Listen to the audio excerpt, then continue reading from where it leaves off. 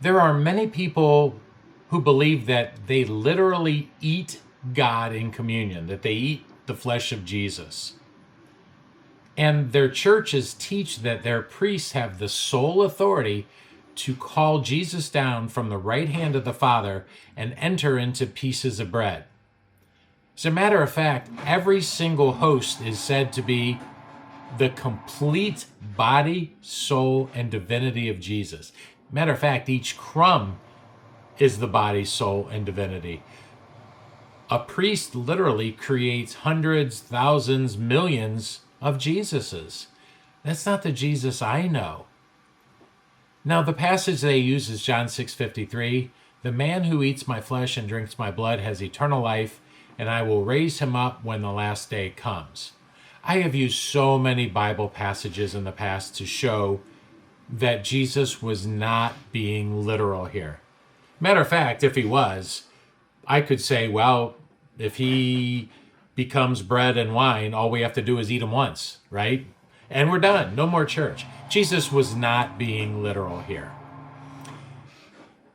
People just don't want to read the Bible. They want to take the easy way out and just say, well, my church teaches it. Well, let's set the Bible aside for a second. I'm going to ask you a question. Let me preface this a little bit. So when Jesus gave that message in John 6:53, communion was still 2 years away. The Last Supper was 2 years away. Nobody there knew we would commemorate Jesus in bread and wine. As a matter of fact, nobody there knew Jesus would die. So nobody there was saying, okay, well, when Jesus dies, then we're going to commemorate him forever. Can't say that. That's just not true. You don't even have to believe the Bible at this point. I mean, that's just a fact. So if the apostles took him to be literal, they never knew it was bread and wine, they never knew Jesus would die, why didn't they try to eat Jesus then?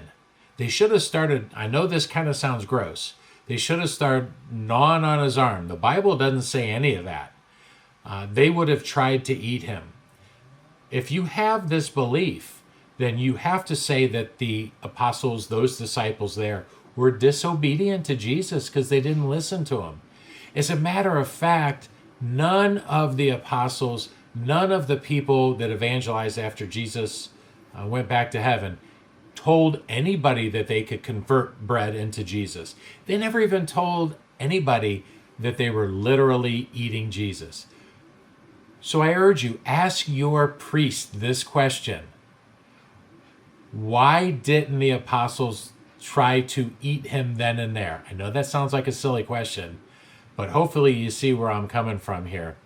And I know as a Roman Catholic, when I was a Roman Catholic, I should say, I was afraid to approach the priest because, my goodness, they knew everything. I'm curious at what their answer will be when you ask them that question. If there's any priests that are watching my video, put down an answer. I've never been given one. So God bless, and I look forward to seeing you on my next video.